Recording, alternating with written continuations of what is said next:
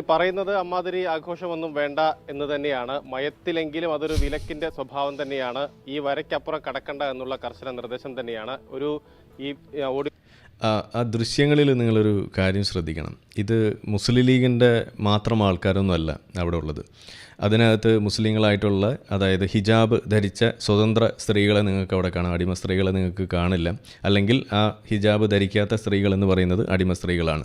അങ്ങനെയാണല്ലോ ഇസ്ലാമിൻ്റെ നിയമം. അപ്പോൾ എല്ലാ കൂട്ടം ആളുകളെയും, സ്ത്രീകളെയും നിങ്ങൾക്ക് അവിടെ കാണാം. അതും കൂടി നിങ്ങളൊന്ന് ആലോചിക്കാം. അപ്പോൾ നമ്മളുടെ നാട്ടിൽ നടക്കുന്ന ഇലക്ഷൻ, അതിൽ പങ്കെടുക്കുന്ന ഒരു പൊളിറ്റിക്കൽ പാർട്ടി, അതിൽ വിജയിച്ചു വരുന്ന ഒരു സ്ഥാനാർത്ഥി, അതിൻ്റെ അണികളായിട്ട് വരുന്ന പ്രവർത്തകർ, അതിൽ വോട്ട് ചെയ്ത ജനങ്ങൾ, ഇതെല്ലാം എന്തിൻ്റെ ഒരു സംവിധാനത്തിൻ്റെ ഭാഗമാണെന്ന് നിങ്ങൾ ആലോചിക്കാം.